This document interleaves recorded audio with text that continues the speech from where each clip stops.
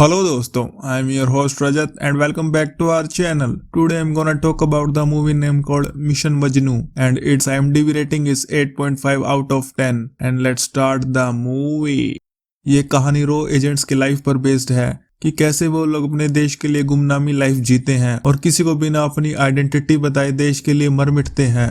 और यहीं से हमारी मूवी की शुरुआत होती है और हम मूवी के मेन कैरेक्टर सिद्धार्थ मल्होत्रा को देखते हैं, जिसका मूवी में नाम तारिक होता है, जो मस्जिद में 5 वक्त की नमाज भी पढ़ता है। नमाज पढ़ने के बाद यहाँ वो अनवर नाम के आदमी से कहीं काम दिलवाने की बात करता है। शुरू में वो उसे मना करता है, लेकिन मौलाना साहब के कहने पर वो तारिक को अपने चाचा मोमीन के यहाँ दर्जी की दुकान पर नौकरी पर रखवा देता है। यहाँ पर सुई में धागा डालते हुए उसकी नजर एक पाकिस्तानी लड़की नसरीन पर पड़ती है और उसे देखकर तारिक को नसरीन से प्यार हो जाता है।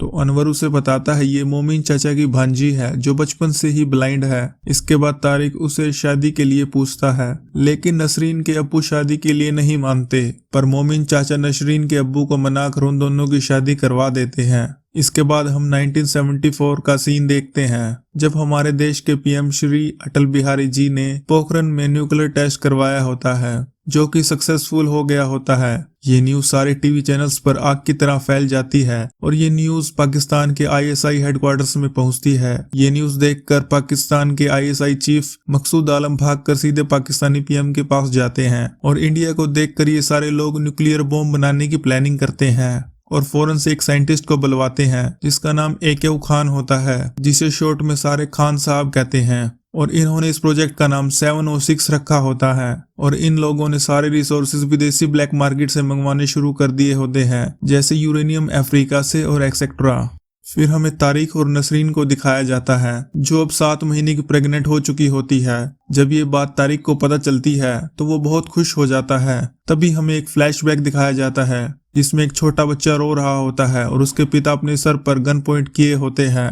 फिर रो चीफ RN काओ उस वक्त की पीएम श्रीमती इंदिरा गांधी जी से मीटिंग करते हैं और वो उन्हें पाकिस्तान की न्यूक्लियर बॉम्ब बनाने वाली बात बताते हैं। इंदिरा जी काओ को पूरी परमिशन देती है इस मिशन को पूरा करने के लिए। रात में तारिक अपने टेलर वाली शॉप पर जाता है, तभी उसे न्यू दिल्ली से शर्मा नाम के एक बंदे का कॉल आता है। वो उसे कहता है हमें खबर मिली है कि पाकिस्तान न्यूक्लियर बॉम्ब बना रहा है और तुम्हें उस लोकेशन का पता लगाना है। और शर्मा इस मिशन का नाम मिशन मजनू रखता है। शर्मा तारिक से कहता है पाकिस्तान में उनका एक और एजेंट है और तुम्हें जिस किसी तरह की हेल्प चाहिए वो तुम्हारी हेल्प करेगा और हेल्प मांगने का कोड होगा गोरिल्ला ब्रांड का मसाला। लास्ट में शर्मा तारिक को उसका रियल नाम बोलने के लिए कहता है। तब हमें पता चलता है तारिक का रियल नाम अमनदीप सिंह है, सन ऑफ अजीत पाल सिंह, और उसके पिता भी रो में एजेंट थे जिन्होंने इंडिया के कुछ सिगरेट्स पाकिस्तान को बेच दिए होते हैं। तब से ये सारे लोग उसके पिता को गद्दार कहते हैं और उसे गद्दार का बेटा, इसलिए ही उसके पिता ने खुद को गोली मारकर सुसाइड कर ली होती है। फिर हम काओ को देखते हैं जो अपने पीए को बता रहा होता है कि अमन अपने फादर के गद्दार होने का कलंक मिटाने के लिए रो में ज्वाइन हुआ था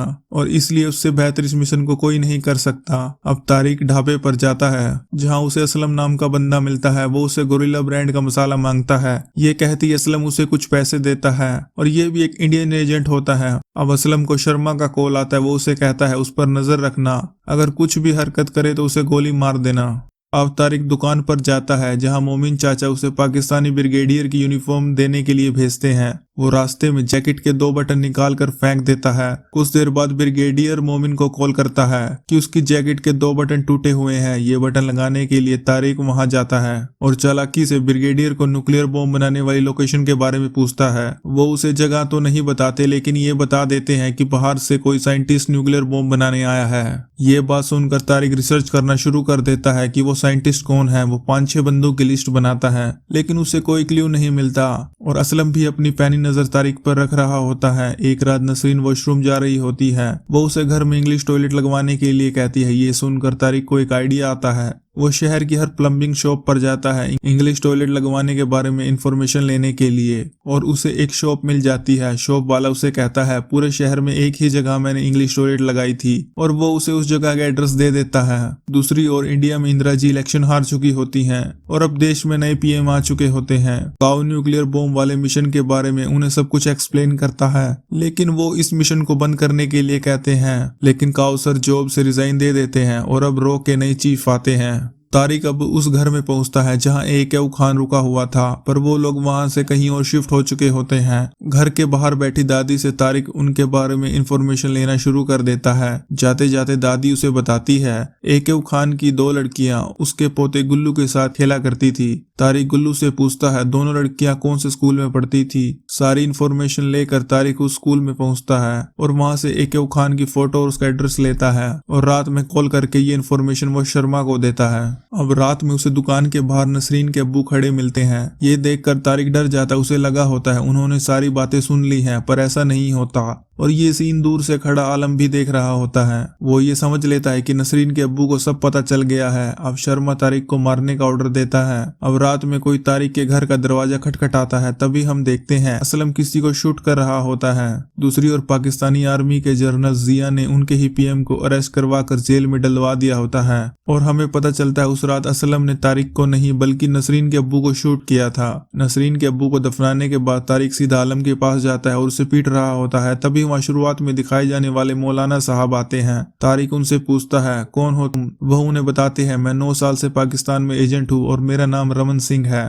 इसके बाद तीनों मिलते हैं ये पता लगाने के लिए कि पाकिस्तान कहाँ बॉम्ब बना रहा है। अब तारिक प्लान बनाता है। ये तीनों नकली आर्मी ऑफिसर बनकर उस ट्रक का पीछा करते हैं जो आर्मी की यूनिफॉर्म लेकर जा रहा होता है। वहां से उन्हें पता चलता है पाकिस्तान न्यूक्लियर बॉम्ब काहूटा में बना रहा है। अब तीनों काहूटा के लिए निकल जाते हैं। वहां आसपास के लोगों से इंफॉर्मेशन निकलवाने की कोशिश करते हैं। तारिक रमन से कहता है अगर हम 1 घंटे में वापस नहीं आए तो आप कंट्रोल को फोन कर देना। ये कहकर असलम और तारिक दोनों आर्मी का बेस देखने के लिए चले जाते हैं। तारिक वहां की पिक्चर ले रहा होता है। तभी उन्हें पाकिस्तानी आर्मी का सोल्जर देख लेता है। वो उनकी चेकिंग करता है लेकिन उसे उनके पास से कुछ नहीं मिलता और वो उन्हें जाने देता है। नेक्स्ट सीन में तारिक नसरीन का चेकअप करवाने के लिए उसे हॉस्पिटल लेकर जाता है और वहां से उसे एक आइडिया मिलता है। अब तीनों फिर से कोहेटा जाते हैं। तारिक उन दोनों को कहता है मैं अपने बालों में हाथ मारकर तुम्हें सिग्नल दूंगा और तुम लोग आपस में झगड़ा शुरू कर देना। तारिक एक बार्बर शॉप में जाता है और वहां आर्मी कुछ लोग बाल कटवाने आए होते हैं। तारिक अब असलम और रमन को सिग्नल देता है और वो दोनों झगड़ा करना शुरू कर देते हैं। जैसे ही सारे लोग बाहर देखने जाते हैं वो आर्मी सोल्जर्स के नीचे पड़े हेयर के सैंपल उठा लेता है ताकि वो ये चेक करवा सके कि पाकिस्तान काहूटा में न्यूक्लियर बॉम्ब बना रहा है या नहीं।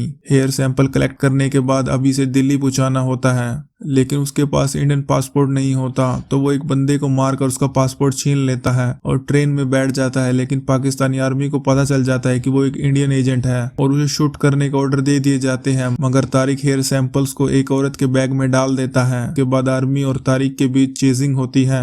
इंडिया आते ही इंटेलिजेंस के लोग उस औरत से वो हेयर सैंपल्स ले लेते हैं। सैंपल्स चेक करने के बाद पता चलता है कि पाकिस्तान न्यूक्लियर बॉम्ब बना रहा होता है। ये खबर कंफर्म होते ही शर्मा सीधा रो चीफ के पास जाता है और वो इजराइल में आइजैक के पास कॉल करके एयर अटैक रोकने के लिए कहते हैं। ये बात अब इंडियन पीएम को भी पता चल जाती है। वो पाकिस्तानी जनरल को कॉल करके न्यूक्लियर बॉम्ब बनाने पर रोक लगाने के लिए कहते हैं। तारिक नसरीन को कहता है कि उसे दुबई में नौकरी मिल गई है और वो दोनों दुबई जा रहे हैं। अब गुस्से में जनरल मीटिंग बुलाता है और उन्हें पाकिस्तान में इंडियन एजेंट्स ढूंढने का ऑर्डर देता है और अब वो सब पाकिस्तान से इंडिया गए कॉल्स को ट्रैक करना शुरू कर देते हैं और स्पेशली उन कॉल्स पर फोकस करते हैं जो न्यू दिल्ली में किए गए होते हैं। अब पाकिस्तानी एजेंट असलम के ढाबे पर पहुंचते हैं और वहां जाकर उसे खत्म कर देते हैं और साथ ही जितने इंडियन एजेंट्स पाकिस्तान में मौजूद होते हैं वो उन्हें भी मार देते हैं। रमन सिंह असलम के पास पहुंचता है लेकिन उसके यहाँ पहुंचने से पहले ही वो मर चुका होता है। अब वो तारिक से मिलने जाता है और उसे भी यहाँ से अकेले भागने के लिए कहता है लेकिन वो अकेले जाने से मना कर देता है। ये कहकर रमन सिंह वहां से चला जाता है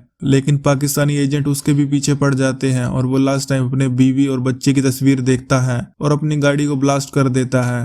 तारिक नसरीन को लेकर एयरपोर्ट के लिए निकल जाता है। अब पाकिस्तानी एजेंट मोमिन चाचा के घर पहुंचते हैं और उनसे तारिक और नसरीन के बारे में पूछते हैं। वो उन्हें कहते हैं कि वो तो दुबई की फ्लाइट पकड़ने के लिए एयरपोर्ट की तरफ गए हैं। वो लोग आर्मी के साथ उन दोनों को चारों तरफ ढूंढते हैं लेकिन तारिक नसरीन को व्हीलचेयर पर बैठाकर फ्लाइट में भेज देता है। नसरीन को जाते हुए पाकिस्तानी एजेंट देख लेता है। वो उसे रुकने के लिए कहता है लेकिन तारिक उनका ध्यान अपनी ओर करने के लिए जोर से बोलता है।